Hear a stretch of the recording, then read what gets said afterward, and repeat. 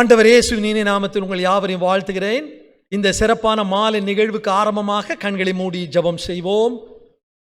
மகா பரிசுத்தமும் கிருபையும் நிறைந்த எங்கள் அன்பின் ஆண்டவரே, இந்த ஞாயிறு மாலைக்காக நாங்கள் நன்றி செலுத்துகின்றோம். இந்த பரிசுத்த ஆண்டவரே வாரத்தின் முதலாவது நன்னாளிலே காலையிலே உம்மை ஆராதனையிலே கலந்து உம்மை தொழுது கொண்டோம். இந்த மாலை சிறப்பு நிகழ்வையும் எங்களுக்கு ஆசீர்வதித்து தருவீராக. இறைமகன் இயேசுவின் மூலம் தாழ்மையோடு ஜெபிக்கிறோம் பிதாவே, ஆமேன். ஆண்டவர் இயேசுவின் இனிய நாமத்தில் உங்கள் யாவரையும் இந்த மாலை சிறப்பு நிகழ்ச்சிக்கு அன்புடன் வாழ்த்தி வருக வருக என்று வரவேற்கின்றோம். நம்முடைய சிஎஸ்ஐ மிஷனரி சாப்பல் புரசைவாக்கம் அருட்பணியார் ஆலயத்தின் 201வது ஆண்டு நிறைவு விழாவை ஒட்டி இந்த சிறப்பு மாலை நிகழ்வு நடத்தப்படுகிறது. கடந்த ஞாயிறு மாலை குடும்பங்களை குறித்து நாம் சிறப்பான ஒரு ஆலோசனையை நாம் கேட்டோம். இன்றைய தினத்தில் மற்ற 2 காரியங்களை குறித்து இன்றைக்கு சிறப்பான ஆலோசனையை நாம் கேட்க இருக்கின்றோம். முதலாவதாக நம்முடைய இந்த மனநலத்தை எப்படி பாதுகாப்பது, இந்த கஷ்டமான காலங்களிலே கோவிட்-19 என்று சொல்லப்படுகிற கொடிய கொரோனா வைரஸ் அநேகரை தாக்கி கொண்டிருக்கிறது, உலகத்தை உலுக்கி கொண்டிருக்கிறது. நமக்கு அன்பானவர்கள், நமக்கு தெரிந்தவர்கள், நண்பர்கள் எல்லாரும் பாதிக்கப்படுகிறார்கள். இந்த சூழ்நிலையில் நம்முடைய மனநிலை எப்படி அமைய வேண்டும், அதை நிலையின் நம்முடைய அந்த ஆரோக்கியத்தை எப்படி நாம் பாதுகாத்துக் கொள்வது என்பதை வேதத்தின் அடிப்படையிலே நம் மத்தியிலே பகிர்ந்து கொள்ள இருக்கிறவர்கள் டாக்டர் ரவி சாமுவேல் அவர்கள் லைஃப் கோச் மற்றும் சைக்கோ தெரபிஸ்டாக அவர்கள் முழுநேர பணியில் இருக்கிறார்கள். அவர்கள் இன்றைய தினத்திலே இதை குறித்து பேச இருக்கிறார்கள். அவர்கள் கோடம்பாக்கத்தில் உள்ள சிஎஸ்ஐ ரிசன் ரிடீமர் ஆலயத்தின் அங்கத்தினர். அவர்களை இயேசுவின் நாமத்தினாலே டாக்டர் ரவி சாமுவேல் அவர்களை வாழ்த்துகிறோம், அவர்களுக்கு நன்றி தெரிவிக்கின்றோம். மேலும் இந்த கஷ்டமான காலங்களிலே அநேகர் வேலை இழந்திருக்கிறார்கள். வேலையில் இருப்பவர்களுக்கும் அதற்குரிய முழு சம்பளம் கொடுக்க அந்த நிறுவனம் இயலாமல் அது சம்பளம் குறைக்கப்படுகிறது. அநேகர் தங்கள் வாழ்வாதாரங்களை இழந்திருக்கிறார்கள். இந்த சூழ்நிலையில் நாம் எப்படி நம்முடைய பொருளாதாரத்தை வேதத்தின் அடிப்படையிலே பாதுகாப்பது என்பதை குறித்து நம் மத்தியிலே ஒரு சில ஆலோசனைகள் வழங்க இருக்கிறவர்கள் mister John Ravindran, chartered accountant அவர்களை நாம் அறிவோம். நம்முடைய மிஷனரி ஆலயத்தில் போதகராக இருந்த காலஞ்சென்ற ரெவரண்ட் ஜான் மோசஸ் அவருடைய மகன் திரு ஜான் ரவீந்திரன் அவர்கள் இன்றைக்கு இதை குறித்து மேனேஜிங் ஃபினான்சஸ் த பிப்ளிக்கல் வே என்ற தலைப்பில் ஒரு சில நல்ல ஆலோசனைகள் நமக்கு வழங்க இருக்கிறார்கள். டாக்டர் ரவி சாமுவேல் மற்றும் மிஸ்டர் ஜான் ரவீந்திரன் அவர்களை நம்முடைய ஆலயத்தின் சார்பிலே அன்புடன் வாழ்த்தி வரவேற்கின்றோம். கர்த்தர் இந்த நிகழ்வை நமக்கு ஆசீர்வாதமாய் அமைத்து கொடுப்பாராக. நன்றி.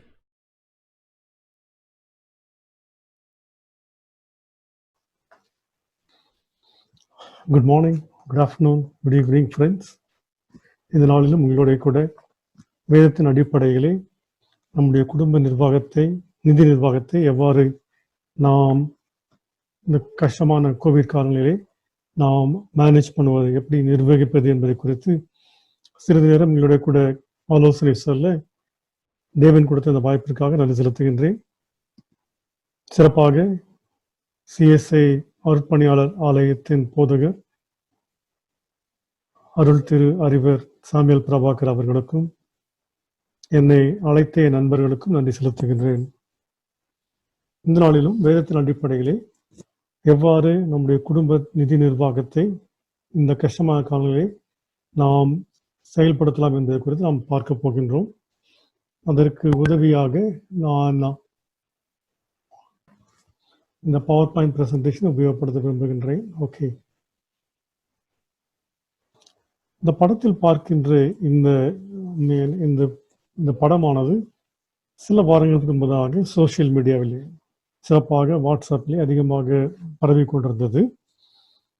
இது என்னவென்றால், ஹாண்டுரஸ் என்கிற நாட்டிலே, சென்ட்ரல் அமெரிக்காவில் உள்ள நாடு, அந்த நாட்டிலே 484 மீட்டர் நீளமுள்ள ஒரு பிரிட்ஜ் இது கட்டப்பட்ட ஒரு பிரிட்ஜ் இது. இந்த பிரிட்ஜ் அந்த தேசத்திலே மிக அதிகமான மழை பெய்யும். they have heavy rain falls.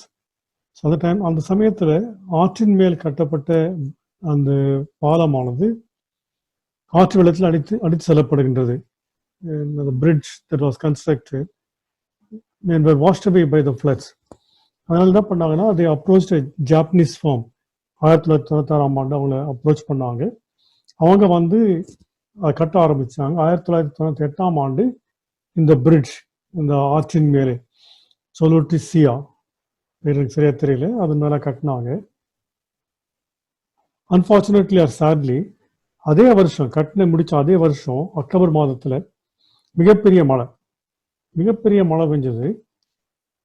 ஆற்றின் மேல் இருந்த பல பிரிட்ஜுகள் அடிச்சு செல்லப்பட்டது. இந்த பிரிட்ஜுக்கு பின்னால இருந்த அப்ரோச் ரோட்லாம் அடிச்சுட்டு போயாச்சு. ஆனா பிரிட்ஜ் ரொம்ப நல்லா ஸ்ட்ராங்கா நின்றுச்சு. ஆனா என்ன ஆச்சுன்னா இந்த மழையெல்லாம் ஓஞ்ச பிறகு அந்த ஆறு தன்னுடைய வழியை மாற்றிக்குச்சு.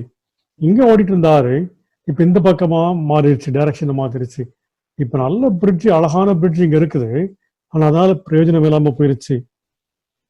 அன்றைக்கு இருந்த காலம் இல்ல, இன்றைக்கு இருக்கிற காலம் வேற. I mean, the things were different when they constructed the bridge, but today it is different because the river changed its course.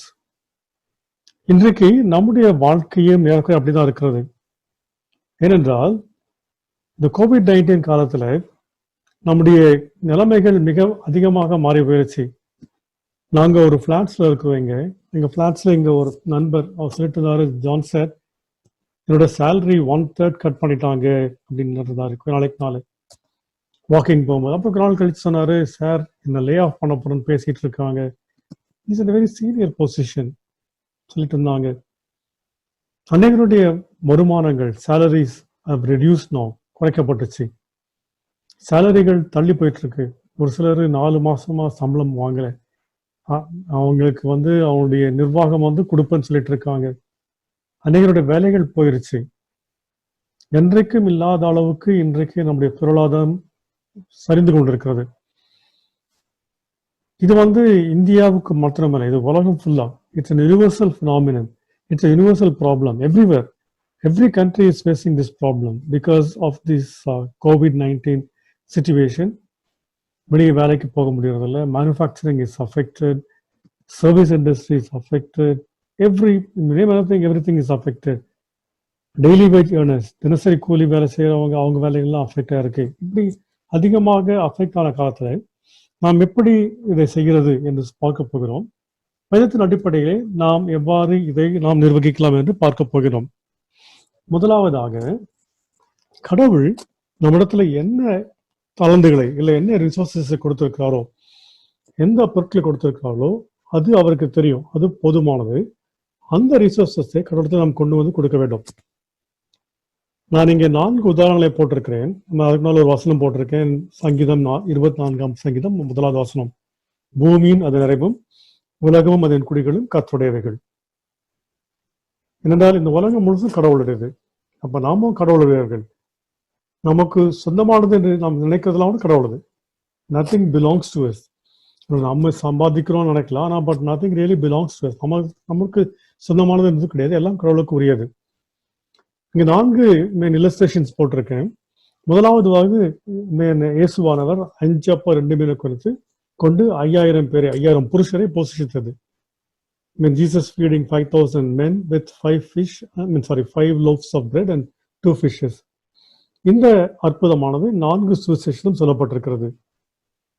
Mark சுவிசேஷத்துல சுவிசேஷம் அவரை சொல்லுவாங்க, ரொம்ப லேட் ஆயிடுச்சு சுவாமியா, உங்களை அனுப்பிடுங்க, இருட்டி போது சாப்பிட்றதுக்கு. அப்ப ஆண்டவர் சொல்வார் மார்க் சுவிசேஷத்துல, நீங்களே ஏதாவது கொடுங்க அப்படின்னு சொல்லுவாங்க. உங்ககிட்ட என்ன இருக்கு போய் பாருங்க அப்படின்னு சொல்லுவாரு. யோவான் சுவிசேஷத்துல வாசிக்கிறோம், அந்திரேயா சொல்லுவார், ஒரு சின்ன பையன் இருக்கு, அவன்கிட்ட இந்த ரொட்டி துண்டும் மீன் துண்டும் கொஞ்சம் இருக்குன்னு சொல்லுவாரு. அப்ப ஆண்டவர் சொல்வாரு, அவங்கெல்லாம் உட்கார வைங்க, கொடுத்துடலாம் அப்படின்ட்டு.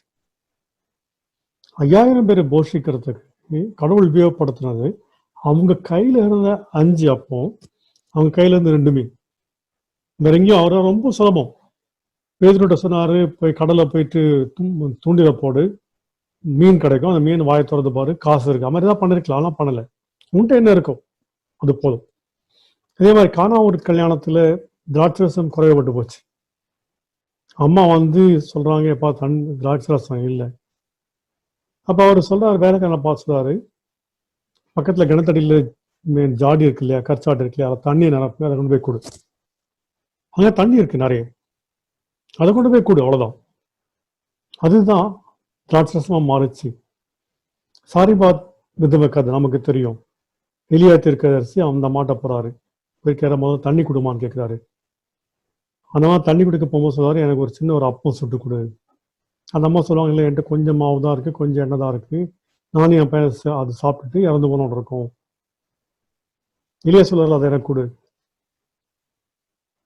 அதான் அதே மாதிரி இந்த ஒரு விதவை தீர்க்கதரிசி இறந்து போன அவருடைய விதவை 2 பிள்ளைங்களை வந்து பிடிச்சி போறோம்னு சொல்லி அந்த கிரெடிட்டாஸ் கடன் கொடுத்த வந்திருக்காங்க. அந்த மாதிரி அழும்போது எலிஷா சொல்லுவாரு, உன்கிட்ட என்ன இருக்கு, கொஞ்சோண்டு என்ன இருக்கு, சரி ரைட், அது போதும். எல்லா இதுலயும் கடவுள் மோசையை கூப்பிட்டு கூட மோசையை பல எக்ஸ்கியூஸ் சொல்லுவாரு. எனக்கு இது இல்லை, அது இல்லை, உன் பேரு கிட்ட நான் என்ன சொல்றது, அனுப்புறது எப்படி நம்புவாங்க, நம்ப மாட்டாங்க, ஏன்னா பேச வராது, ஏன்னா மந்த நாவு திக்கு வாய், அதெல்லாம் சொல்லுவார். கடவுள் கேட்பாரு, அவன்கிட்ட என்ன இருக்கு, மேய்ப்பன் கோல் தடி, சரி அதோட போ. ஏன்னா அப்ப வந்து அவர் எத்திரோட ஆடுகளை மேய்ச்சிட்டு இருக்காரு, அதுதான் அவர் கையில இருந்துச்சு. கடவுள் இன்னைக்கும் நமக்கு என்னுடைய வாழ்க்கையில இந்த கஷ்டமான காலத்துல உன்கிட்ட என்ன இருக்கோ அதை குறித்தான் அதை கொண்டுதான் கடவுள் நமக்கு போஷிக்க போறார். சில சமயத்துல எலியா கொடுத்த மாதிரி கொடுக்கலாம், அது மாட்டேன்னு சொல்லலை. ஆனா அடிப்படையா நம்மகிட்ட என்ன இருக்கோ அதை குறித்து கொண்டுதான் கடவுள் நமக்கு உதவி செய்ய போகின்றார். என்ன இருக்கோ அதை கடவுள் கொண்டு வந்து கொடுங்க. எல்லாரும் பாத்தீங்கன்னா அதை வந்து கடவுள்கிட்ட இல்லை கடவுளுடைய ஊழியக்காரர் கொண்டு வந்து கொடுத்தாங்க. அப்புறம் கடவுள் சொல்றதுக்கு கீழ்ப்படிஞ்சாங்க, கொஸ்டின் கேட்கல. கடவுள் சொன்னார், ஸ்டேஷன்ல பார்த்து எப்பா போயிட்டு 50 பேரா உட்காரவை, 100 பேரா உட்காரவை. யாரும் கேட்கல. சாமி இருக்கிறது கொஞ்சம், ஒரு சின்ன பையனுக்காக கொடுத்து விட்டது, அது பத்தாது, அது வேற பார்லி ரொட்டி நல்லாவோட இருக்காது, அதெல்லாம் யாரையும் சொல்லலை. சொன்ன உடனே கீழ்ப்படிஞ்சாங்க. முடியுமா முடியாதா? அதே மாதிரி தண்ணி கொண்டு போய் வேலை கட்ட கொடுன்னு சொன்ன உடனே அவங்க கீழ்ப்படிஞ்சாங்க. அவங்க கேள்வி கேட்கல. நமக்கு தேவை திராட்சை ரசம், இவர் சொல்றது தண்ணி எப்படி ஒத்துக்குவாங்க? So let's obey. கடவுள்கிட்ட கொண்டு போய் கொடுப்போம், கடவுளுக்கு கீழ்ப்படிவோம், கடவுள் சொல்ல மாதிரி நம்ம செய்வோம். வேதத்தில் நம்ம என்ன பார்க்கறோம்னா, முதலாவது வேதத்தில் என்ன சொல்றதுன்னா, நம்முடைய வருமானத்துல டைத் தசம பாகம் கடவுளுக்குரியது. இது நமக்கு நன்றாக தெரியும், தசம பாகம் கடவுளுக்குரியதுன்னு சொல்லிட்டு. மல்கியா தீர்க்க தரிசன புஸ்தகம் 3ஆம் அதிகாரம் 8ஆம் வசனம் என்ன சொல்றதுன்னா, நீங்க என்ன வஞ்சிக்கிறீங்க? ஆங்கிலத்துல will man rob God, you are robbing me. எப்படின்னு கேட்டா, தசம பாகத்துல உங்க காணிக்கைகள் தான் அப்படின்னு சொல்றாங்க கடவுள். தசம பாகம் கடவுளுக்குரியது, அது நம்ம பைசா இல்லை. எவ்வளவு வருமானம் வருதோ அதுல தசம பாகத்தை எடுத்து கடவுளுக்கு எடுத்து வச்சிருங்க. இந்த அதிகாரத்தை நீங்க படிச்சீங்கன்னா அழகா கேட்பாரு, நீங்க என்ன சோதிச்சு பாருங்க அப்படின்னு சொல்றாரு, நான் ஆஸ்வதிக்க மாட்டேனான்னு சொல்லிட்டு. முதலாவது தசம பாகத்தை எடுத்து கடவுளுக்கு இதை வச்சிருங்க. 2வது, நம்முடைய எதிர்காலத்திற்கு என்று சேமியுங்க. இது மிக மிக முக்கியமானது. நான் கல்யாணமான புதுசுல அப்போ பிஷப்பா இருந்தவர் பிஷப் சுந்தர் கிளார்க், அவங்க என்னுடைய மனைவிட்டையும் ஒரு செக் கொடுத்து, எப்பா ரவி, இதனுடைய முதல் இன்வெஸ்ட்மெண்டா இருக்கட்டும், வருமானத்துல 10ல் ஒரு பகுதியை நீ சேவ் பண்ணணும் மாசம் மாசம்னு சொன்னாங்க. ஆரம்பத்துல பண்ணலாம், நான் பின்னால ஆரம்பிச்சோம், உதவியா இருக்கு. அநேகருக்கு என்ன சந்தேகம்னா, இது வேதத்திற்கு உகந்ததா, இஸ் இட் பிப்ளிக்கல்? ஏன்னா நான் சேர்க்கிறேன்னா எனக்கு கடவுள் மேல நம்பிக்கை இல்லாம போயிடுமே, கடவுளை நான் காப்பாற்ற மாட்டாரா? அந்த நாளை பத்தி இன்று எனக்கு தான் ஜெபம் பண்றேன், நானு இது வரைக்கும் கடவுள் உதவி செய்திருக்காருல்ல, நான் எதுக்கு சேமிக்கணும் அப்படின்னு கேள்வி வரும். அதே வேதாகமத்துல தான் நம்ம வாசிக்க இதே வேதாகமத்துல தான் நம்ம பார்க்கிறோம். யோசேப்பின் கதை, யோசேப்போட சம்பவம், வரலாறு. கடவுள் யோசேப்ப அவங்க இருந்த இஸ்ரவேல் தேசத்துல இருந்து எகிப்து தேசத்துக்கு கொண்டு போறாரு, அவங்க அண்ணங்க மூலமா. அப்போ அவங்க எல்லாம் வந்து பின்னால வந்து யோசேப்பு வந்து அவங்க அண்ணன்களை பார்க்கணும், அவங்க எல்லாம் பயந்து போயிருப்பாங்க. அப்ப சொல்லுவாரு, எப்பா நீங்க என்ன பண்ணல, கடவுள் தான் அனுப்புனாரு. ஏன்னா இப்படிப்பட்ட ஒரு பஞ்ச காலத்துல நம்முடைய குடும்பத்தை காப்பாத்துறதுக்காக, நம்முடைய தேசத்தை காப்பாற்ற அனுப்பி விட்டாரு. யோசேப்பு என்ன பண்ணார், எகிப்துல போன உடனே பார்வோன்ட்ட 7 வருஷம் சேமிச்சாரு. அடுத்த 7 வருஷம் பஞ்சத்துக்கு. அதில் சேமிப்பது என்பது வைத்தியத்திற்கு உட்பட்டது. நீதிமொழிகள் மிக அழகான வசனம் ஒண்ணு, ஏர்மடத்துல போய் பாருங்க, அது சேமிக்குது அப்படின்னு சொல்லிட்டு. அதனால சேமிக்க வேண்டியது மிக மிக முக்கியமானது. ஓகே ரைட், இது புதிய திருத்திலிருந்து இருக்கிறது. அடுத்தது, உங்களுடைய வருமானத்துல வாழ பழகி கொள்ளுங்க. மிக மிக மிக முக்கியமானது. என்ன வருமானம் வருதோ அதை வாழ பழகிக்கொள்ள வேண்டும். அப்போஸ்தலனாகிய பவுல் தீமோத்தேயுக்கு எழுதும்போது சொல்றாரு, போதும் என்ற மனதுடன் கூட தேவ பக்தியே மிகுந்த ஆதாயம். Godliness with contentment is great gain. போதும் என்ற மனது. இன்றைக்கு அநேகருக்கு அது வர்றதில்லை.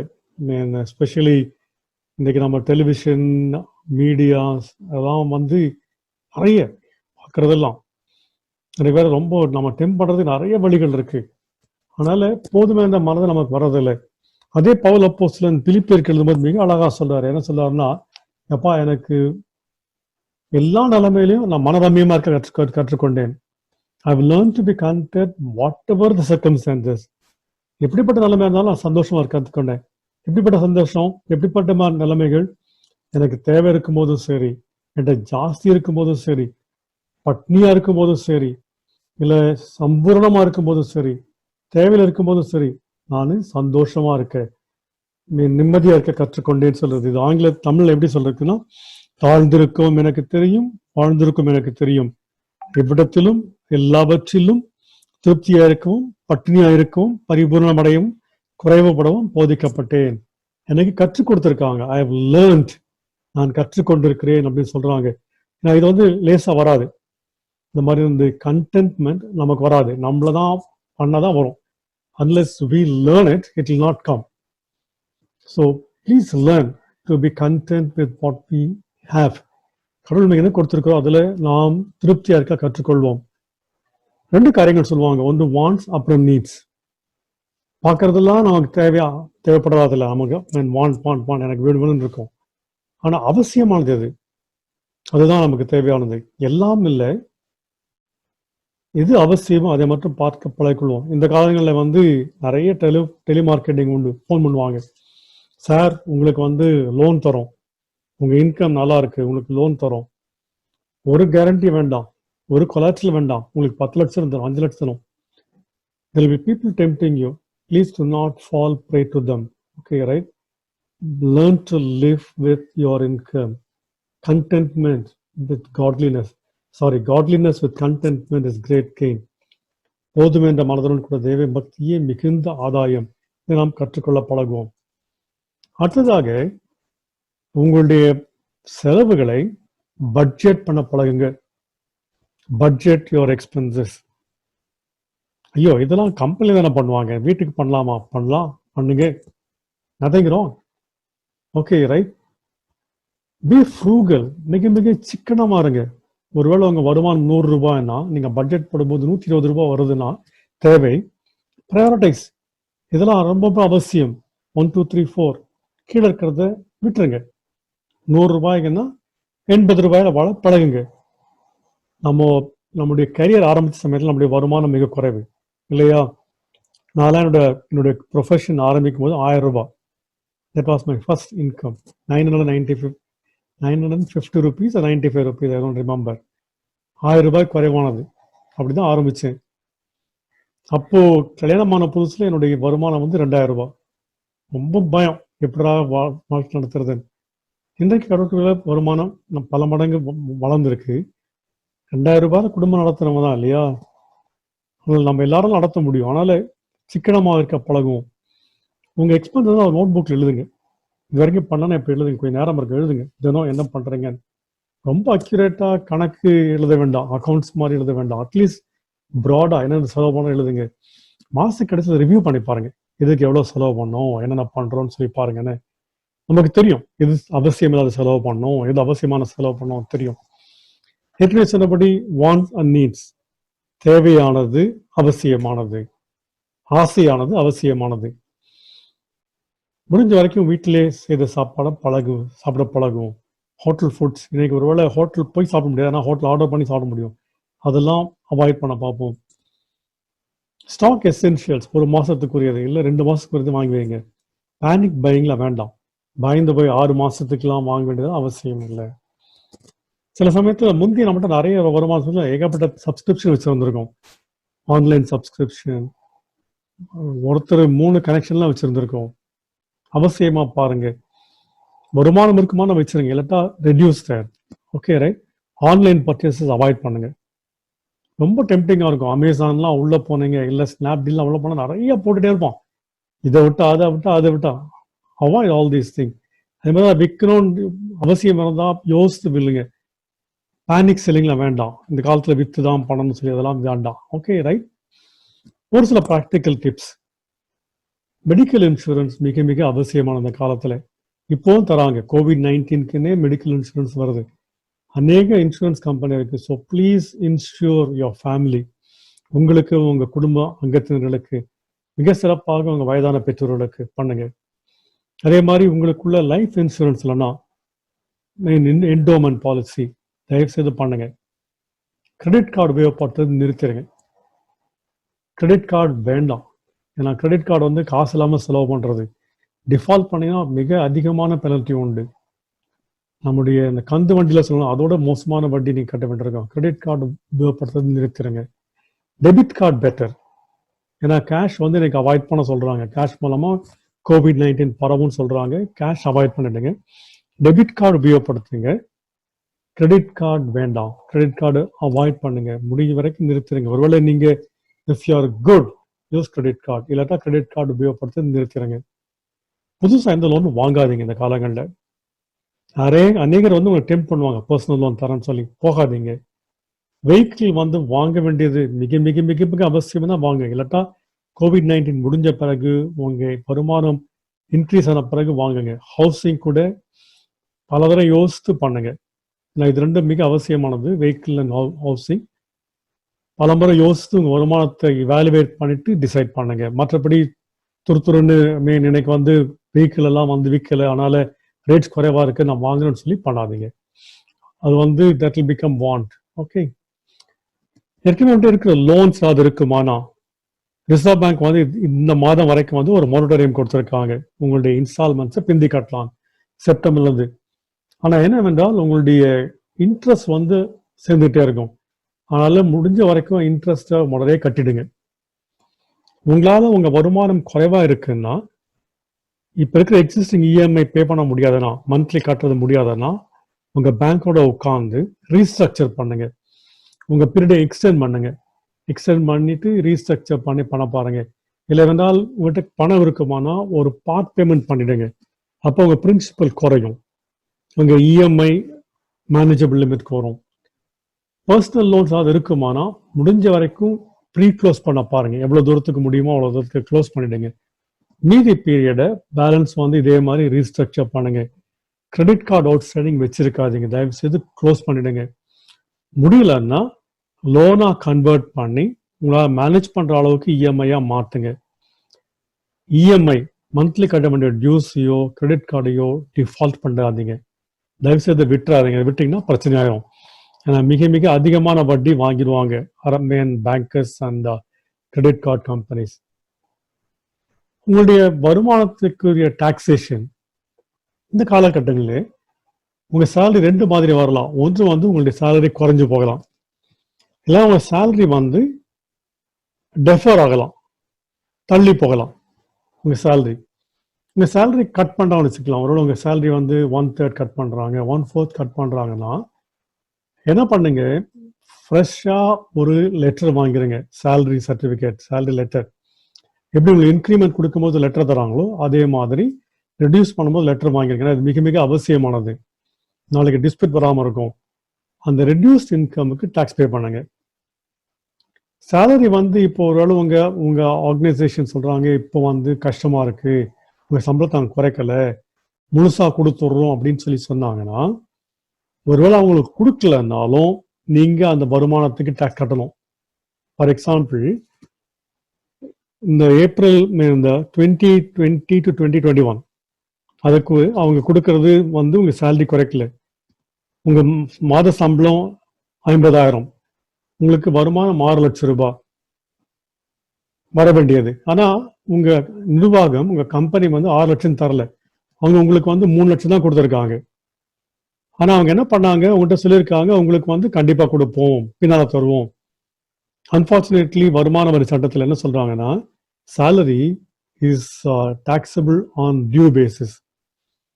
உங்களுக்கு கொடுக்கலாட பரவாயில்ல, உங்களுக்கு ஒன்ஸ் உங்களுக்கு சேலரி உண்டுன்னு சொல்லியாச்சுன்னா டாக்ஸ் உண்டு. அதனால அப்படிப்பட்ட இதுல வந்து ஆர்கனைசேஷன் பேசிடுங்க. பேசி அவங்க கண்டிப்பா கொடுப்பாங்கன்னா தென் ஓகே, இல்லை என்றால் நீங்க டாக்ஸ் கட்ட வேண்டியிருக்கும். அது மாத்திரம் இல்லாம there are different components of salary. ஒரு சில காம்பனன்ட்ஸ்லாம் டாக்ஸ் வரதுக்கு வாய்ப்புகள் உண்டு. பேசிக் பே, டிஏ, ஹெச்ஆர்ஏ, மீல்ஸ் கூப்பன் ஒரு சிலருக்குலாம் கிடைக்கலாம். டிரான்ஸ்போர்டேஷன் அலவன்ஸ் இப்போ கிடையாது, ஆனால் ஒரு சில கம்பெனிஸ் கொடுக்குறாங்க. Attire allowance or uniform allowance, ஃபேக்ட்ரிக்கு போகும்போது யூனிஃபார்ம் போட்டு போகணும், ஆஃபீஸ்க்கு வரும்போது யூனிஃபார்மோட வரணும். லீவ் டிராவல் கன்செஷன் இந்த மே மாதத்தில் 2020 மேல நார்மல் சுச்சுவேஷன்ல லீவ் டிராவல் எடுத்து போயிருப்போம், எல்டிஏ எடுத்து போயிருப்போம். பேசிக் டி எல்லாம் பிரச்சனை இல்லை. ஹெச்ஆர்ஏ ஒருவேளை நீங்க உங்க இந்த COVID-19 உங்க வீடை காலி பண்ணி சொந்த ஊருக்கு போயிட்டீங்க, அப்பா அம்மா கூட இருக்கீங்க, இல்லை உங்க சொந்த வீட்டில் இருக்கீங்க, வாடகை கொடுக்கல அப்படின்னா உங்களுக்கு ஹெச்ஆர்ஏ டாக்ஸபிள் வந்துடும். மீல்ஸ் கூப்பன் எப்போன்னா உங்க ஆஃபீஸ்ல வந்து ஒர்க் பண்ணும்போது தான் மீல்ஸ் கூப்பன் உபயோகப்படும். ஒருவேளை உங்க ஆர்கனைசேஷன் இன்னும் மீல்ஸ் கூப்பன் தராங்கன்னா அதுக்கு டாக்ஸ் உண்டு. டிரான்ஸ்போர்டேஷன் அலவன்ஸ் நீங்க வீட்டிலே உட்காந்து ஒர்க் பண்றீங்கன்னா உங்களுக்கு டிரான்ஸ்போர்டேஷன் அலவன்ஸ்க்கு பெனிஃபிட் கிடையாது, டாக்ஸ் பே பண்ணணும். வீட்டிலே வந்து உட்காந்து ஒர்க் பண்ணும்போது உங்களுடைய யூனிஃபார்ம் அலவன்ஸ்க்கு டாக்ஸ் உண்டு. போகாததுனால எல்டிஏக்கு டாக்ஸ் உண்டு. அதனால உங்க ஆர்கனைசேஷன் உட்காந்து உங்க காம்பனன்ட்ஸ்லாம் ரிவ்யூ பண்ணுங்க. ரிவ்யூ பண்ணி டிசைட் பண்ணுங்க சேலரி எதெல்லாம் வரும். ஏன்னா அப்படி இல்லை என்னதான் கொடுக்குறாங்கன்னா இதுக்குரிய டாக்ஸ் நீங்க பே பண்ணுறத மறந்து போகாதீங்க. Okay right. இது மட்டுமாக எனக்கு தெரிந்த சில நாலேஜும் உங்களோட ஷேர் பண்ணிக்கிட்டேன். இது கஷ்டமான காலம். Without any doubt, it's a tough time. All of us are going through this difficult time.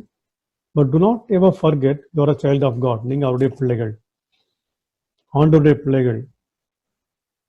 பல வசனங்கள், அழகான வசனங்கள் இருக்கு. ஏன்னா சங்கீதம் 34:10 என்ன சொல்றதுன்னா, சிங்கக்குட்டிகள் தாழ்ச்சியடைந்து பட்டினியாக கிடக்கும், கர்த்தரை தேடுவதற்கு ஒரு நன்மையும் குறைவுபடாது. அதே மாதிரி பவுல் அப்போஸ்தலன் பிலிப்பியருக்கு எழுதும்போது சொல்றாரு, my God shall supply all your needs. என்னுடைய தேவன் உங்கள் குறைவுகள் எல்லாவற்றையும் கிறிஸ்து இயேசுவுக்குள் மகிமையிலே நிறைவாக்குவார். Okay right. ஸோ அதனால we have a great God, a God who can take care of Elijah in wilderness. எலியாவை அவர் பாதுகாக்க முடியுமா கேரித் ஆற்றந்தரையிலே? கண்டிப்பாக நம்மை அவர் பாதுகாக்க முடியும். இந்த கஷ்டமான காலங்களிலே தேவன் உங்களுக்கு உங்கள் நிதி நிர்வாகத்தை அழகாக மேம்படுத்த, அதை நிர்வகிக்க உதவி செய்வாராக. ஆமேன். தேங்க்யூ.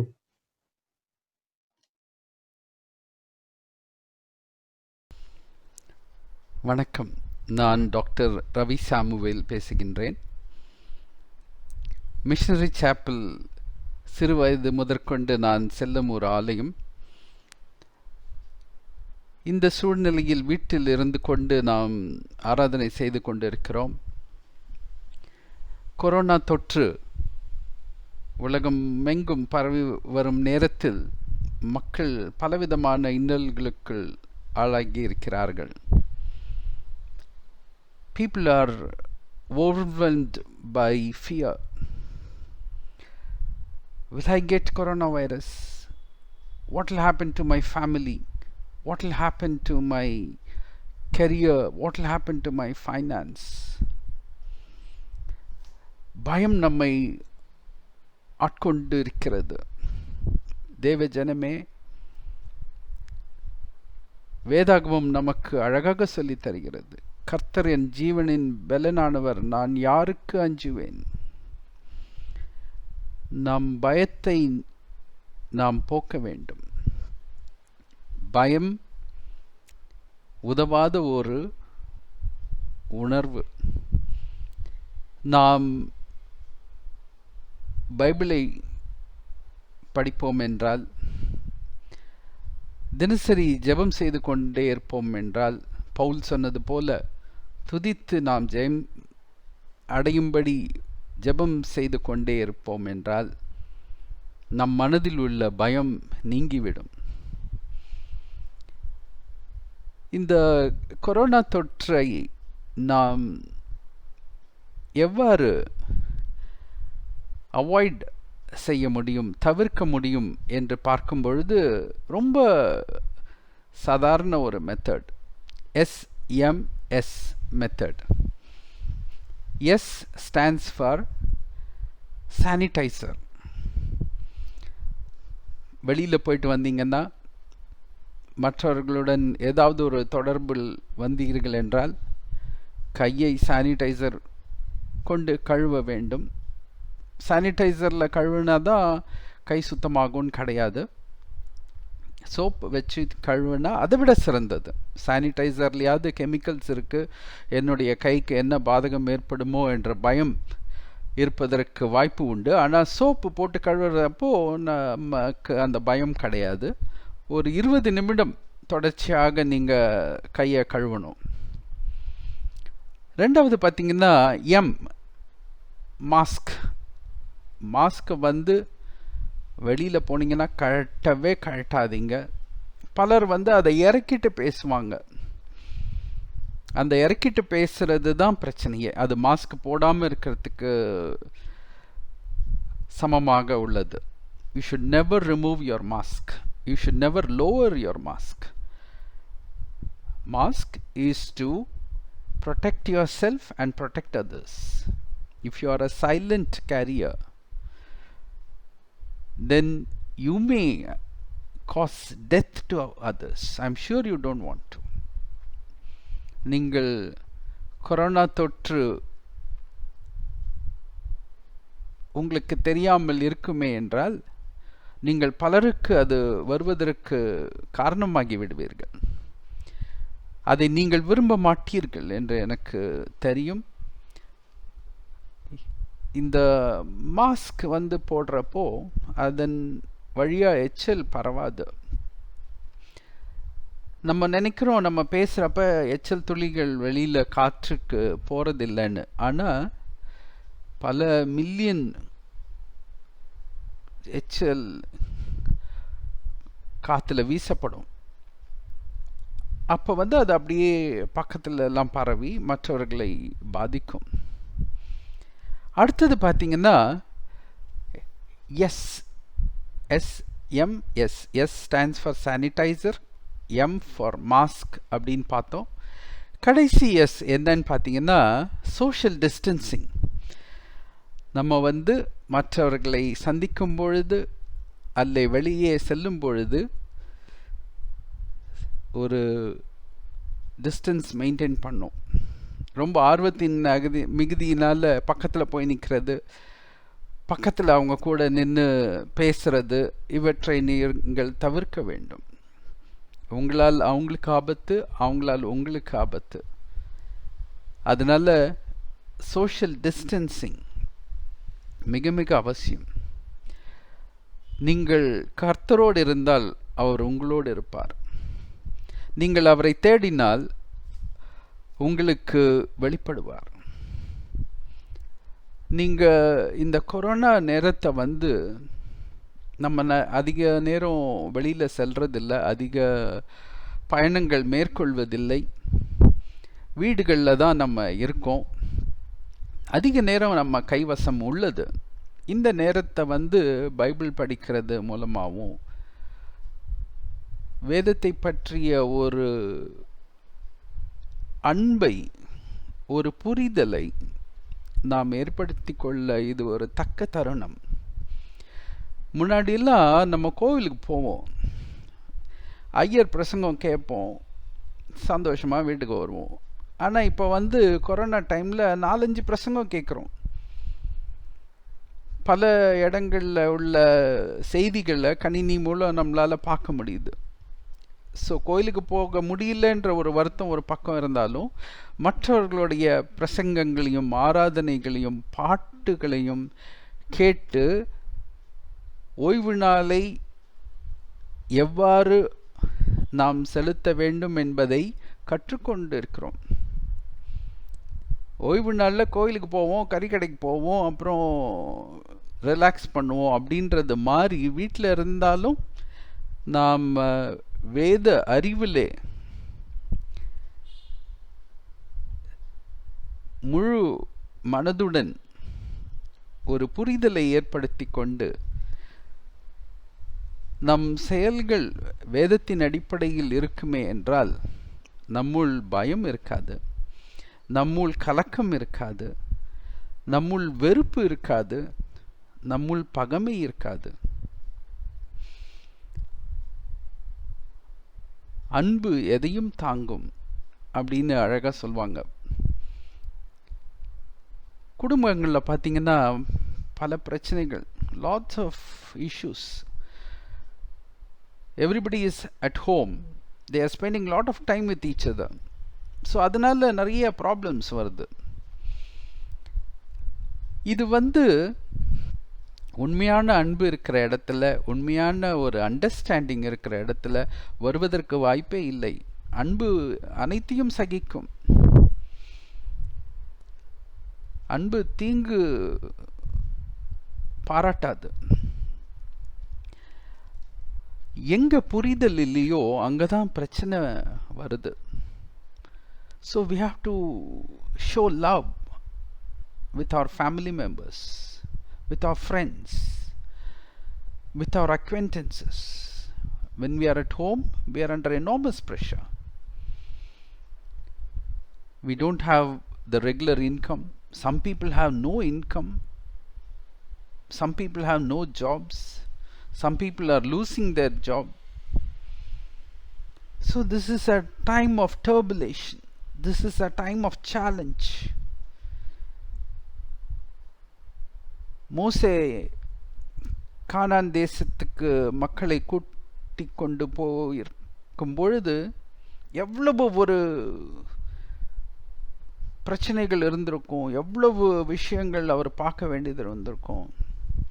அப்படின்னு பார்க்குறப்ப நம்ம எதிர்கொள்கிற ஸ்ட்ரெஸ் தாங்கிக் கொள்ள முடியாத ஒரு ஸ்ட்ரெஸ் இல்லை.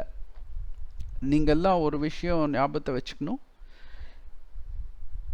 எந்த கஷ்டம் வந்த போதிலும் கடவுள் எனக்கு உதவி செய்வார், இந்த பிரச்சனையிலிருந்து மீண்டு வருவதற்கு அவர் எனக்கு உதவி செய்வார் அப்படின்னு நீங்கள் நம்பிக்கையோடு ஜெபம் பண்ணணும். நிறைய பேர் ஜெபம் பண்ணுவாங்க, ஒரு நம்பிக்கை ஒரு 10% 20% தான் இருக்கும். ஆனால் 100% நம்பிக்கையோடு நம்ம ஜெபம் பண்ணணும். இயேசுவே, எனக்கு நாளைக்கு என்னோட பையனுக்கு ஃபீஸ் கட்டணும், நான் போய் 2-3 நண்பர்களிடம் உதவி கேட்க போகின்றேன். அவர்கள் இருதயத்தில் பேசும், அவர்கள் மனதில் இரக்கத்தை கொடும், எனக்கு உதவி புரிய அவர்களுக்கு மனதை ஏவியருளும் என்று ஜெபம் பண்ணுங்க, முயற்சி பண்ணுங்க. நம்ம போய் ஒரு 4 பேரை கேட்டால் தப்பாக நினச்சிடுவாங்க அப்படின்னு நினைக்கிற காலம் இல்லை இது. அவங்க யாருக்காவது உதவி பண்ணலாமே, உதவி பண்ணணுமே அப்படின்னு அவங்க நினச்சிட்டு இருக்கலாம். அப்போ நீங்கள் போய் கேட்குறப்ப அவங்க சந்தோஷமாக உங்களுக்கு உதவி செய்வாங்க. இப்போ உங்களுக்கு ஒரு 10,000 ரூபாய் தேவைப்படுது, ஒருத்தர் போய் கேட்குறீங்க, என்கிட்ட 5,000 ரூபாய் தான்ப்பா இருக்குது, வேறு எங்கேயாவது கொஞ்சம் பாருப்பா அப்படின்னு சொல்லலாம். ஒரு 20 பேரை கேட்குறப்போ உங்களுக்கு தேவையான பணம் கிடைக்கலாம். 1-2 பேர்கிட்ட கேட்டுட்டு பணம் கிடைக்கலன்னு தோண்டு போவாதீர்கள். அடுத்தபடியாக பார்த்தா பெரிய பிரச்சனை பெற்றோர்களுக்கும் பிள்ளைகளுக்கும் ஏற்படக்கூடிய கருத்து வேறுபாடு. The differences between parents and children. Children do not know how to spend time.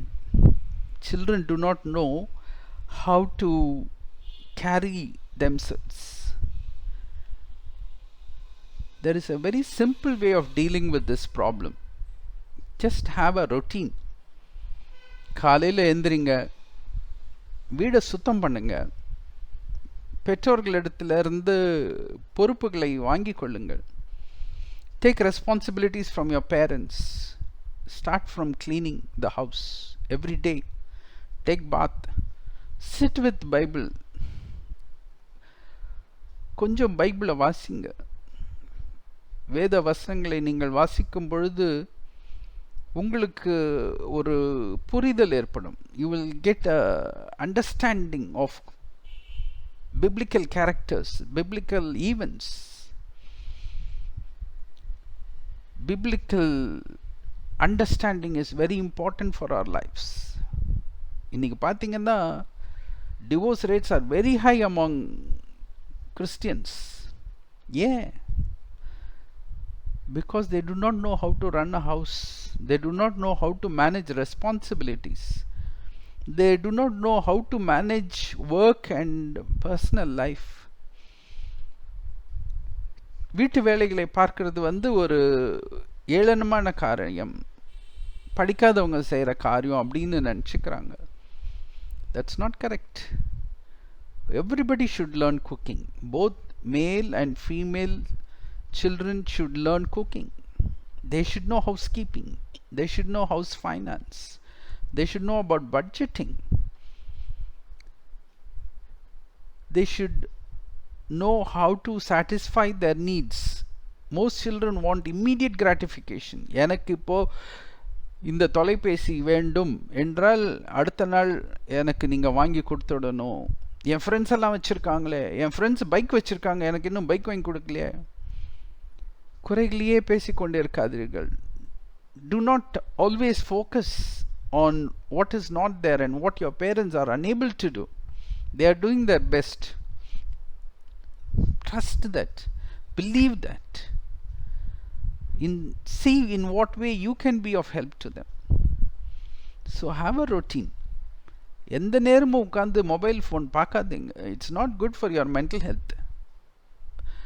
Spiritual ஹெல்த்துக்குமே அது நல்லதில்லை. நம்ம என்ன பார்க்குறோம் மொபைலில்? அங்கங்கே நடந்த நிகழ்ச்சிகள்,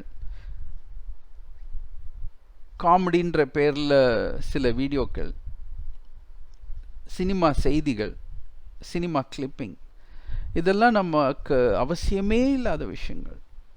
நாம் படிப்பையும் தெய்வ விஷயத்திலும் ஈடுபடுவோம் என்றால் நம்மளுடைய படிப்பு மேம்படும்.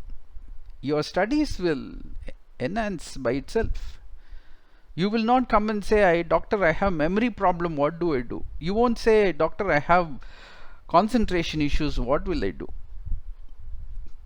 If you do what you are not supposed to do, you will suffer from things that you need not suffer.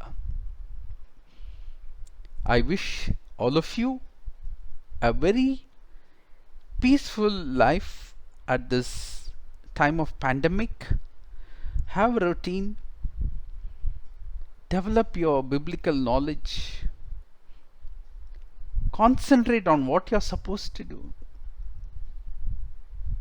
Try to do things better than yesterday. Good luck to you. May God bless all of you. It was nice talking to all of you. Thanks to the pastor and committee members and friends of Missionary Chapel for giving me this opportunity to talk to all of you. இந்த மாலை நிகழ்விலே பங்கு பெற்ற உங்கள் ஒவ்வொருவரையும் மீண்டும் இயேசுவின் நாமத்தில் வாழ்த்தி நன்றிகளை தெரிவிக்கின்றோம். இறுதியாக நாம் ஜெபத்துடன் இந்த நிகழ்வை நிறைவு செய்வோம். கண்களை மூடி ஆண்டவரை நோக்கி பிரார்த்தனை செய்வோம். மகா பரிசுத்தமும் கிருபையும் நிறைந்த எங்கள் அன்பின் ஆண்டவரே, இந்த நாளிலும் நீர் எங்களுக்கு கற்றுக் கொடுத்த ஆழ்ந்த சத்தியங்களுக்காக நன்றி செலுத்துகின்றோம். சிறப்பாக டாக்டர் ரவி சாமியல் அவர்கள் மூலமாக எங்களுடைய மனநிலையை இந்த கொடிய காலங்களிலே எப்படி பாதுகாப்பது, அப்படி மனநிலையிலே பாதிக்கப்பட்டிருக்கிற மக்களுக்கு எப்படி நல்ல ஆலோசனைகளை வழங்கி அவர்களை ஊக்குவிப்பது என்பதை நாங்கள் கற்றுக்கொண்டோம். மேலும் ஆண்டவரே, எங்களுடைய வாழ்வாதாரம் மற்றும் பொருளாதாரம் இவற்றை வேதத்தின் அடிப்படையிலே உம்முடைய கிருபையினால் நாங்கள் எப்படி வழிநடத்துவது, எங்கள் குடும்ப ஆண்டவரே பொருளாதாரத்தை எப்படி நாங்கள் பாதுகாப்பது என்பதை குறித்தும் உம்முடைய அடியார் திரு ஜான் ரவீந்திரன் அவர்கள் மூலமாக நாங்கள் கேட்ட சத்தியங்களுக்காக நன்றி. இவற்றையெல்லாம் எங்கள் மனதிலே கொண்டு அவற்றின்படி செயலாற்றி இன்னும் அநேகருக்கும் இதை குறித்து நாங்கள் அறிவித்து ஆண்டவரே உம்முடைய சாட்சிகளாக நாங்கள் வாழ எங்களுக்கு கிருபை செய்வீராக. உலகத்தை எல்லாம் பாதித்திருக்கிற இந்த கொடிய கொரோனா கொள்ளை நோயிலிருந்து உலக மக்களை நீர் விடுதலையாக்கி சுகம் தருவீராக. இந்தியாவிலும் ஆண்டவரே இருக்கிற எல்லா மக்களுக்கும் ஆரோக்கியத்தை தர ஜெபிக்கிறோம். தமிழ்நாட்டிலும் சென்னை பட்டணத்திலும் தொடர்ந்து இந்த நோய் அதிகமாக தாக்கத்தை ஏற்படுத்தி வருகிற நாட்களில் நீர் இதை குறைத்து நீர் சுகத்தை தர ஜெபிக்கிறோம். உம்முடைய பிள்ளைகள் ஒவ்வொருவரையும் உம்முடைய செட்டை நிழலில் மறைத்து காப்பீராக. உன்னதமானவரின் மறைவில் இருக்கிறவன் சர்வ வல்லவருடைய நிழலில் தங்குவான் என்ற வாக்கின்படி உம்முடைய செட்டை நிழலில் உடைய பிள்ளைகளையும் அவர்கள் குடும்பங்களையும் பாதுகாத்து வழிநடத்தி ஆசீர்வதிக்க இறைமகன் இயேசுவின் மூலம் தாழ்மையோடு ஜெபிக்கிறோம் பிதாவே, ஆமேன். நம்முடைய ஆண்டவராகிய இயேசுவின் கிருபையும் தந்தையாகிய கடவுளின் அன்பும் தூயாவின் வழிநடத்தல் ஆசீர்வாதம் நம் அனைவரோடும் எப்பொழுது நிலைத்திருப்பதாக, ஆமேன். என் ஆத்துமாவே கர்த்தரை ஸ்தோத்திரி, என் முழுமையோருடைய பரிசுத்த நாமத்தை ஸ்தோத்திரி. என் ஆத்துமாவே கர்த்தரை ஸ்தோத்திரி, அவர் செய்த சகல உபகாரங்களை மறவாதே, ஆமேன்.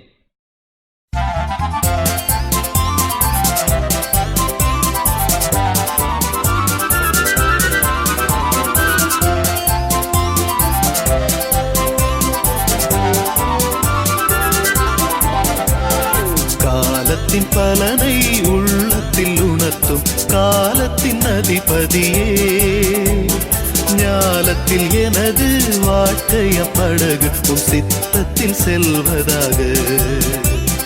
ஞாலத்தில் எனது வாழ்க்கைய படகு உம் சித்தத்தில் செல்வதாக. இயேசுவே நீரே நித்திய தேவனே, நீரே நித்திய காலத்தில் அடங்கா கர்த்தனம் தேவனே, நீரே நித்திய.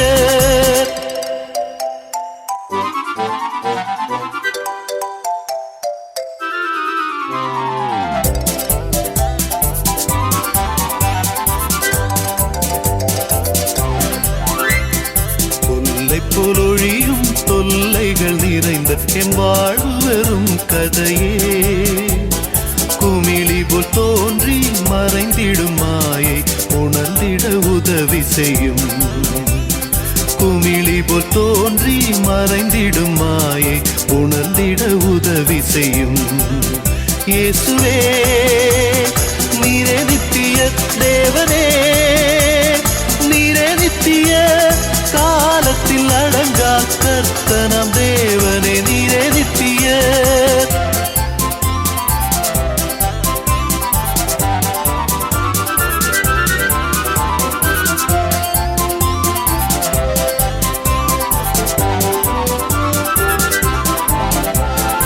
உலகத்து ஆசை மாமிசப்பற்று சிற்றின்ப சோதனைகள், இயேசுவே எங்களை விடுதலை செய்யும் நித்திய வாசியாக்கும்.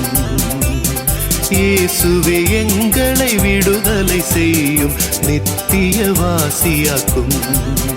இயேசுவே நீரே நித்திய தேவனே, நீரே நித்திய காலத்தில் அடங்கா கர்த்தனம் தேவனே, நீரே நித்திய. காலத்தின் பலனை உள்ளத்தில் உணர்த்தும் காலத்தின் அதிபதியே, ஞாலத்தில் எனது வாழ்க்கைய படகு உம் சித்தத்தில் செல்வதாக. ஞாலத்தில் எனது வாழ்க்கைய படகு உம் சித்தத்தில் செல்வதாக. இயேசுவே நீரே நித்திய தேவனே,